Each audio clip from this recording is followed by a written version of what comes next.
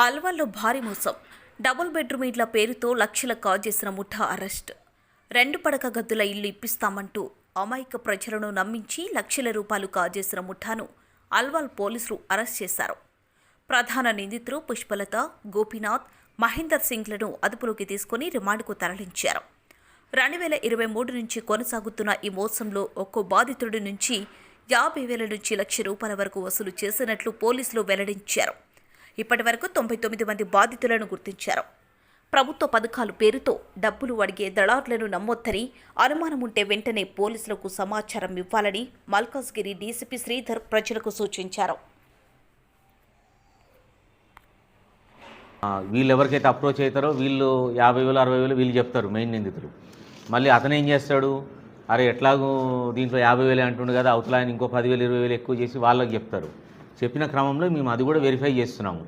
ఎవరైతే వీళ్ళకి అప్రోచ్ అయినారో అందరూ కూడా నిజాయితీగా దీంట్లో అంటే వాళ్ళు మోసపూరితంగా దీనికి గురి కాబడిన వాళ్ళైనా, ఎవరైనా ఏజెంట్లుగా వ్యవహరించి ప్రజల దగ్గర డబ్బులు వసూలు చేసి వాళ్ళు మార్జిన్ పెట్టుకొని మళ్ళీ వీళ్లకు తీసుకొచ్చిరా అనే దాన్ని కూడా మేము ఎంక్వైరీ చేస్తున్నాము. అటువంటి క్రమంలో వాళ్ళు కూడా నిందితులుగా చేర్చడం జరుగుతుంది ఏజెంట్గా వ్యవహరిస్తే. మీరు అన్నట్టు ఇతర ప్రాంతాల నుంచి అయితే మాకు స్పెసిఫిక్గా ఇప్పుడు ఇన్ఫర్మేషన్ లేదు. ఇంకా ఫర్దర్ దర్యాప్తులో వస్తే వాళ్ళను కూడా దీంట్లో విక్టిమ్స్గా చేర్చి కేసు ఫైనలైజ్ చేస్తారు. లిమిట్స్లో ఏదైతే ప్రభుత్వం ప్రతిష్టాత్మకంగా ఈ డబుల్ బెడ్రూమ్లు పేద ప్రజల కొరకు అలాట్ చేస్తుందో దీనికి సంబంధించి ప్రజల అమాయకత్వాన్ని ఆసరా చేసుకొని డబుల్ బెడ్రూమ్లు ఇప్పిస్తామని చెప్పేసి వాళ్ళ దగ్గర డబ్బులు కలెక్ట్ చేసుకున్నటువంటి చీటింగ్ కేసు గురించి మాకు ఫిర్యాదు అందింది.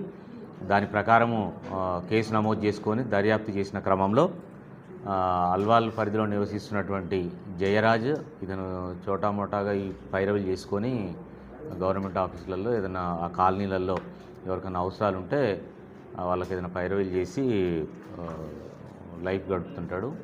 ఇతనికి పుష్పలత అనే లేడీ, ఈమె గతంలో అడల్ట్ ఎడ్యుకేషన్ డిపార్ట్మెంట్ ఉన్నప్పుడు ఆ డిపార్ట్మెంట్లో కాంట్రాక్ట్ ఎంప్లాయీగా పనిచేసింది.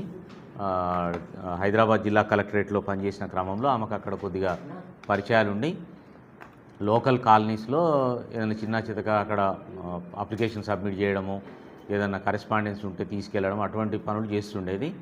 ఆ క్రమంలో వీళ్ళిద్దరూ కలిసి ఈ డబుల్ బెడ్రూమ్ల ఇళ్లకు సంబంధించి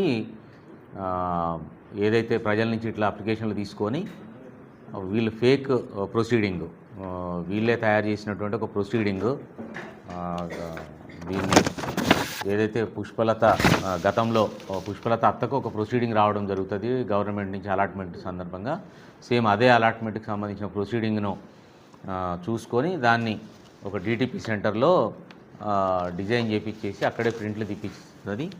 సో ఈ విధంగా అల్వాల్ పరిధిలో డిఫరెంట్ కాలనీస్ నుంచి వీళ్ళకి పరిచయం ఉన్న అందరు వ్యక్తులకు కూడా ఇన్ఫామ్ చేస్తారు.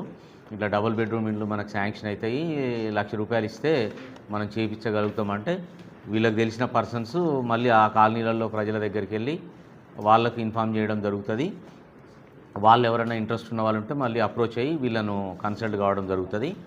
ఈ క్రమంలో యాజ్ ఆఫ్ నౌ మాత్రం మాకు సుమారుగా 99 అప్లికేషన్లు రావడం జరిగింది.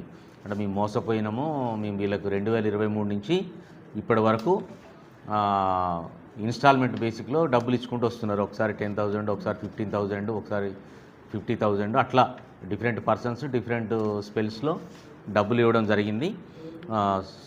99 మంది మాత్రం ఇప్పటికీ మాకు అప్రోచ్ అయినారు. దీంట్లో ఇంకా కూడా విక్టిమ్స్ ఉండొచ్చు అని చెప్పి భావిస్తున్నాము. వాళ్ళ గురించి కూడా మనము మీడియా ద్వారా విజ్ఞప్తి చేస్తున్నాము. ఎవరైనా వీళ్ళ ద్వారా మోసపోయినట్లయితే మళ్ళీ మమ్మల్ని అప్రోచ్ అయినట్లయితే ఈ కేసులో వారి వివరాలు కూడా నమోదు చేయడం జరుగుతుంది. ఈ విధంగా డూప్లికేట్ ప్రొసీడింగ్ ఇచ్చేసి వాళ్ళ విక్టిమ్స్లకు ఇచ్చినప్పటికీ కూడా వాళ్ళకి ఎక్కడైతే పొసెషన్ ఉందో ఆ పొసెషన్ అనేటటువంటిది చూపిస్తామని చెప్తున్నారు. దాన్ని అవాయిడ్ చేసుకుంటూ వస్తున్నారు. Over a period of time 2 సంవత్సరాలు గడిచిన తర్వాత కూడా ఇదేం జరగకపోయేసరికి వీళ్ళు మళ్ళీ ప్రభుత్వ ఆఫీసులలో